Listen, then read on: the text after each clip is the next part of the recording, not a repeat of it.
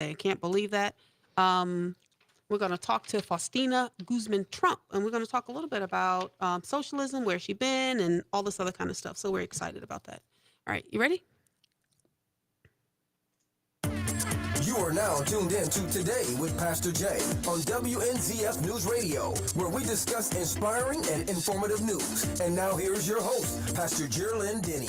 Good morning, good morning. Wake up and good morning. It's a beautiful and wonderful day, and I'm just blessed to be alive. And I have in the studio with me, oh man, my sister. She's such a good friend, and that would be Faustina Guzman-Trump. Good morning, and thank you for coming and being on the show. Good morning, my friend. I'm happy, delighted to be here. I'm excited. Are you excited? Of course, always, especially when I have to talk about something Oh, yeah. that concerns us very Right. much. Well, I got to ask you, because you're quite the fashionista. So I'm going to ask you right off. Have you been to see the Barbie movie, and did you dress up as Barbie? Because you dress up every day with all the Barbie clothes. You got the outfits, the glitz, the glitter, the whole enchilada. In fact, your husband told me that you have like a warehouse with nothing but clothes. And shoes and purses Oh my gosh. and jewelry. Oh my gosh. I'm actually I haven't been seeing the Barbie movie, and I don't plan to go and see the Barbie movie. I like pink. When I grew up very poor in Venezuela, and I didn't have a Barbie. I was always jealous of those little girls that have Barbies. And one time, believe it or not, I went to visit some of my cousins that have more money than I had, and they have Barbies, and they didn't want me to play with their Barbies, and I start crying, and it was a drama. I got traumatized, That was and that. to this day, I haven't bought a Barbie. A friend of mine gave me one for Christmas one time. I still have it in the box, but she gave it to me when I was in my 40s. Really? Yes. Wow. Well, the voice that you hear is a phenomenal woman. She began her professional career with pilot training in the Venezuelan Air Force. How cool is that? Now, how tall are you? I am 5'2.5". So after coming to America, you came to America, you learned English here, you migrated legally. Let's talk about that, because there's a whole lot of illegal immigration talks coming in. You came here Yeah. legally. Yes, actually, I came here in 1981 Hmm. with a scholarship from my country, Venezuela. So I got an education, a bachelor's degree. Later on, I became also a commercial pilot A here. commercial pilot?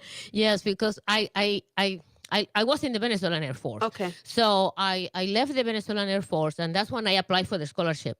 And the reason, okay, let's go back. When I left the Air Force was because I wanted to be a fighter pilot. Okay. And we were in training, but then they decided they didn't want a female to become pilot. So I decided to leave. So then Ah. that's when I applied for the scholarship. And in 1981, I got it, and I came here. Okay. So what's it like in America? I mean, America, yeah, because comparison to Venezuela. well, actually, that's a great question. When I left Venezuela, well, we always saw America was, Land of the the free, land of home the of the free, brave. beautiful. Oh my gosh! And Hmm. we see all the movies and all that, and I want to go to America. That was on my dream.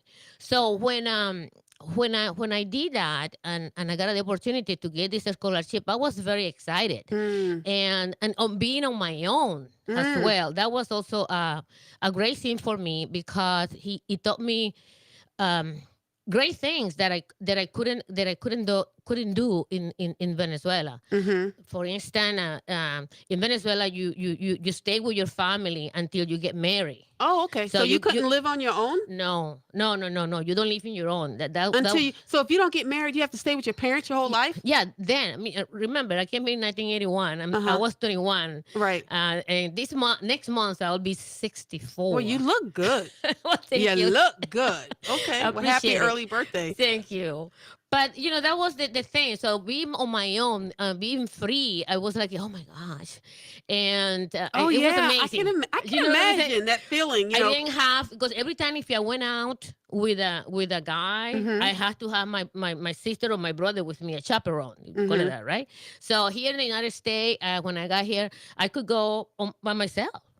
But the thing that I really even though I was by myself in the United States, there is still the principle of my family where they told me Okay. you have to be respectful, you have to do well, and you have to close your legs. Okay. I ain't mad. Look, I'm not mad at you for that. I don't want you to get pregnant. Look, we need Yes. some of those principles to come on back right around the Yes. corner here. I always remember that. Keep your legs closed. Close. Yeah, well, Yes. that's how I feel when it comes to abortion. I mean, I do realize that abortion isn't birth control, and that's the problem that I have when people use abortion as birth control, right? And you're a pro-lifer. Yes. When they use abortion as birth control. But if you don't want to get pregnant, keep your legs closed. You know, I'm not talking about those about rape, incest. So we're not talking about that. We're talking about over the 98% of the abortion of people that just decide to have one because they don't want to have a baby. And to coming back, if I know the United States, the land of the free, and all the wonderful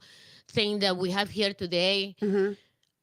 But even then, Venezuela was the third richest country in the world. Really? Yes. So when I hear stories of you talking about how poor you were, I wouldn't have thought that. Yeah, well, even the United States, they have poor people. Of course they do. But they were the same with me, you know. Right. But everybody thinks, yeah, you know, the high life. Exactly. We know we have well, the stronger is the middle class, right? And then we have the richer, which is probably a 3 to 6%, and then everybody else is poor. Gotcha. So I was no middle, I'm no rich, I was poor. You were poor. Well, you sure made up for it because you gained your real estate license in Washington State, right? And you had your first sale was a $4 million sale. I mean, you came to America, took the American dream by the horns, and made a life for yourself and became a broker. Because the thing, only to go back to compare Venezuela with the United States, how wonderful the U.S. is, versus even though Venezuela was great then, but you need in Latino countries, you need to have more connection with politics, with the politician, or to get somewhere. So it's really hard to break that ice. Right. Even though I was a good student, you know, I knew in my heart that I wouldn't get far enough in Venezuela because you didn't have those connections. But because I was a good student, so I took that opportunity to then apply for this scholarship, and I came to the U.S. Right, but here in America, anybody can make it.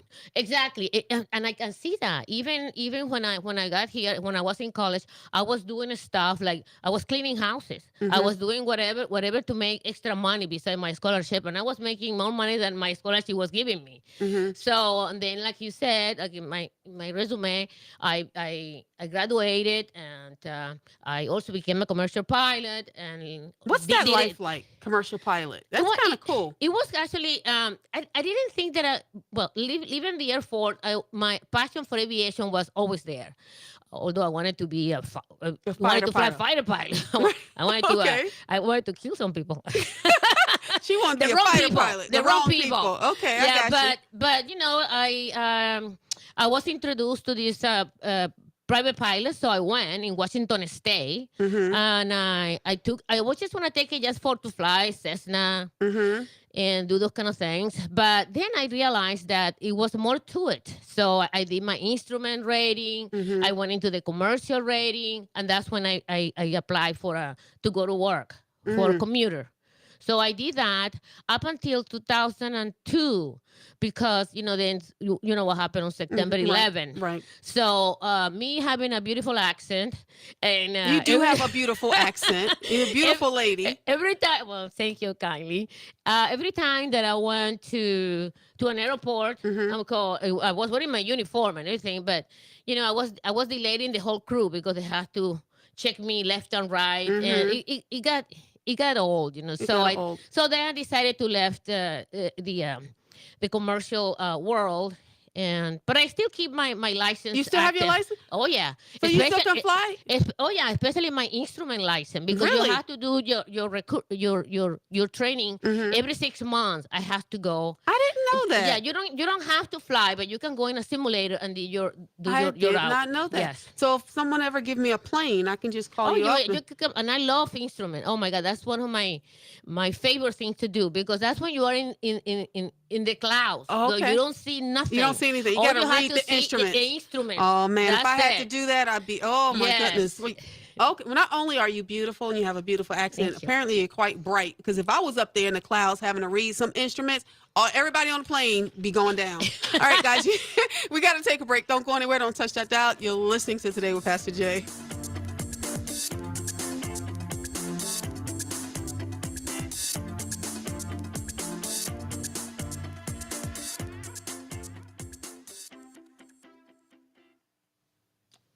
Go right back in.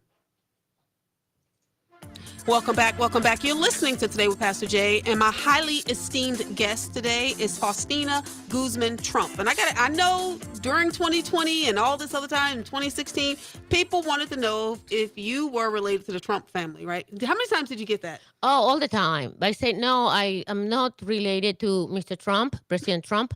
It's just in Venezuela, we have two last names. Okay. Guzman is from my mom's side, and then Trump Guzman from my dad's side, and Trump from my mother. So Okay. my great grandfather was from Germany. Okay. And he was Trump. His last name was Trump. Gotcha. So my grandma was a servant. Okay. And she was a beautiful lady. Mhm. And, they did a wild thing with my grandma. And and then this is how my mama was born. And Grandma got it on with doing the wild thing with Yeah, Grandpa. with Grandpa, Okay, we know how it but happens. my grandma was a servant on that house. You was the servant. Yeah, yes. Okay. Oh, yes.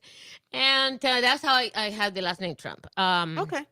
But Okay. no. So what made you become an American citizen? Why America? Why didn't you just go back to Venezuela? Well, after graduating from the university, even though when I left Venezuela was great, was a rich country and all that, but it was deteriorating. Okay. Like things are deteriorating now in the U.S. Okay. Right? Oh, so you're starting to recognize some of the similarities. Correct. And Like what? In which way? well, let me go back to what I was. I grew up in Washington State when I was going to university. Right, Washington State is a Democrat state. Okay. So in 1997, I went to swear Mm-hmm. to become a citizen of this beautiful nation, and I did. And after doing my swearing, Mm-hmm. before I left the building, all there were tables for Democrats Mm. to sign you in to become a Registered voter. for the Democrat Party, and I did. I used to be a Democrat, so in Washington State, and everything looks normal then. That was early '90s or late '90s, should I say? And not a big problem because everybody that's what they think Right. in Washington State. So then I started meeting people and getting a little bit confrontation because I admire so much Hillary Clinton. Mm-hmm. I had her in a pedestal, like wow, this woman so smart, and all the thing, the way she spoke, I was in love with that lady. And then, but then I started meeting people, and I saw how things were changing, especially after the second term of Obama. Mm-hmm. Because I voted for Clinton on the second term. I voted for Obama on the first and the second. The first was great, but then I just start seeing the similarity on that particular government, and I said, "Wow, this is not good," because at the beginning he did say he was going to unite us, Mm-hmm. but then everything started changing, and then it become more division. Okay, hold on, just one pause. How much time do I have? Because we only have a short show, and I just want to make sure you get the points that you want to get in. In total, about 9 minutes. That's how much Oh. time we have. Okay, it's okay. All right. So when you keep talking about the similarities between Venezuela and what was beginning to happen in America. So, for example, what was so similar Well, that was turning you off? You was going, there's something going on with this country. the things about in school. Telling my nephew or my niece, they will tell me stuff that it was not. That didn't have to do with the subject they were studying in their high school or elementary school. So it was something like and I don't have children, but my Little nephews subtle we things. talk, Right. So about things subtle because- things were starting to happen. exactly. So and it got even more so Well, people realize more about the indoctrination of our children in high school and elementary and university when COVID arrived, right? Because parents will go and COVID, see what right. was going on. So, but in the past, parents didn't have the opportunity to really identify those indoctrination with their children, Right. because in the U.S. pretty much parents, they both work. Right. And then when the child came to us, a parent, oh, something about school, parents, oh no, go Google it, go do this, go to your Right. room, right? So, but it was the COVID who allow us to see how they were hurting our children. So you recognize that and That stuff was in the COVID. yeah. That's when you kind of light bulb went off during COVID. Yes, and now the fact that people wanted to change the Constitution of the United States. And the Constitution it doesn't need to be rewritten.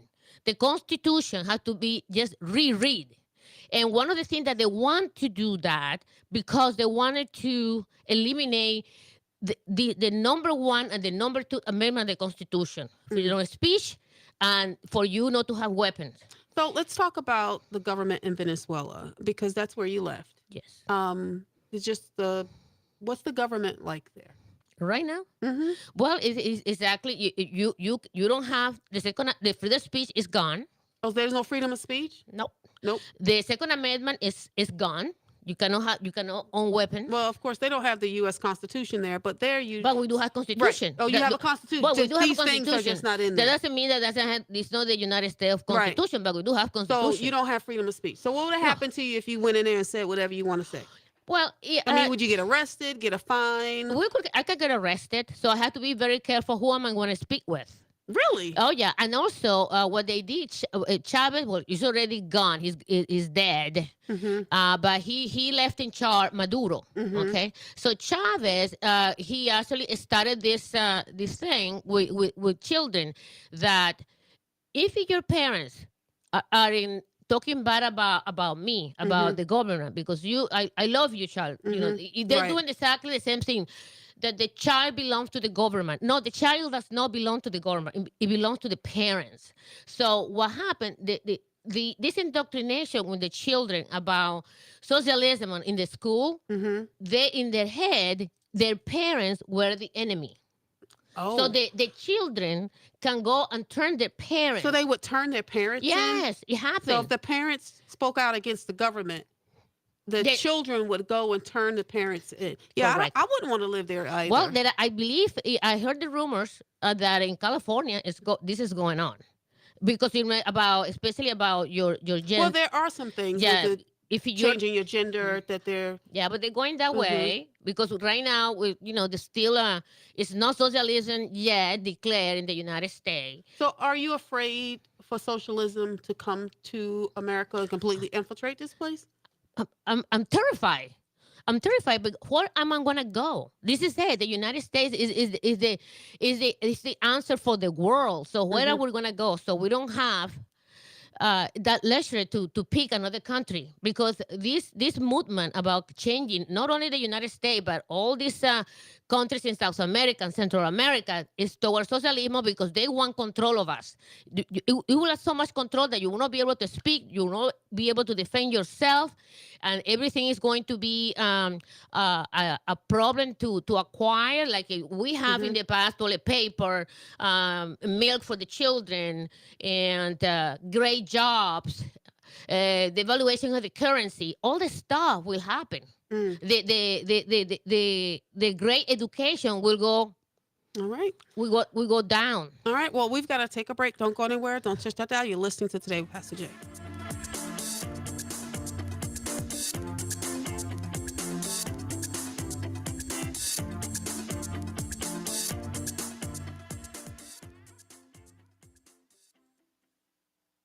America politics. All right. We only got 4 minutes, so we're going to go. You ready? I want to give a thank you and a shout out to FlaglerCountyBuzz.com and to Steve Verrier, the FloridaMortgageCenter.com. Thank you for sponsoring Today with Pastor Jay. So, Faustina, since 2013, is my understanding, when did you start getting involved with American politics? It actually started with the my friend, my partner, you call it husband, we call it partner, Steve O'Neill. Uh-huh. He's the one who educated me in regard to what was really going on Okay. in America and the difference between what the Democrats were doing versus the Republican. All right, so. Then I say, oh, I really need to get involved. And when I came to Daytona, even I was doing real estate. That was my major thing to That's come to right. Daytona. I was doing real Because estate. you invest in commercial Yeah, properties. I did. Everything started in real estate in Washington State, but then I come over here as an investor, and I did what I did in that area. But then I saw what that thing are getting even worse, and the fact that the progressive movement, which is the Democrats, that's what they call it, the progressive. Well, they don't call it socialism, but they call it progressive. But to you, you or think left it's the same thing. That's the same thing. Definitely the same thing. So don't get confused. Progressive, left liberal. That's It's all the same socialism. thing. So you've been involved. So you got involved with the Federated Republican Women. Yeah, I went to the Lincoln dinner. I went to the Lincoln dinner in 2019, and I saw the Atlantic Federated women. They have a table, and there was a lady that was speaking. So I approached the table, and I decided to get involved. I said, "Well, I would like to go to your club." And that's what I did. So I joined, and then I became the first vice president for that particular club. And later on, because when you are part of a Federated Republican Club in Florida, you also are a member of the Florida Federation of Republican Women and the National Federation of Republican Women. So being involved as a first VP in the Atlantic Federated Republican Woman here in Daytona, I was elected to be the District 5E representative for the Florida Federation of Republican Women. So what do you do? What do you do? Well, what I do, I go to I have 5 counties. Okay. So I include Flagler, Volusia, Brevard, Indian River, and Port St. Lucie. So I have already about 7 clubs. So I go to those clubs, and I speak number one about growing our club, because what that means, when we have more people, that means more Republican activists and more Republican voters. And to me, that's important. And also election integrity. Election integrity is the key, because the reason why we lost the 2020, it was because not so many Republicans were involved. Okay. And I want to tell you real quick about what happened in 2020. We have time? I don't think so. How much time do I have? We don't have time. We don't have time, but but I want you to get involved. If you don't want to be part of a federated club, at least get involved with your REC. That's the Republican Executive Committee. In every county has an REC. Get involved, please, so that you will get more connected with the bills and the legislation, and also those candidates that they want to be. They want to hold a position, and then you will understand more about the issues that affect us. Okay. So you can really get involved. All right. Well, I appreciate you telling everybody to get involved, and thank you so much for your service to the community. And as always, you're beautiful, and it's always wonderful to see you. All right, guys, you know what I say? Yesterday's gone, tomorrow's not promised. Don't let anyone speak for you. Speak for yourself. Get involved. Be active. God bless you. Have a great day.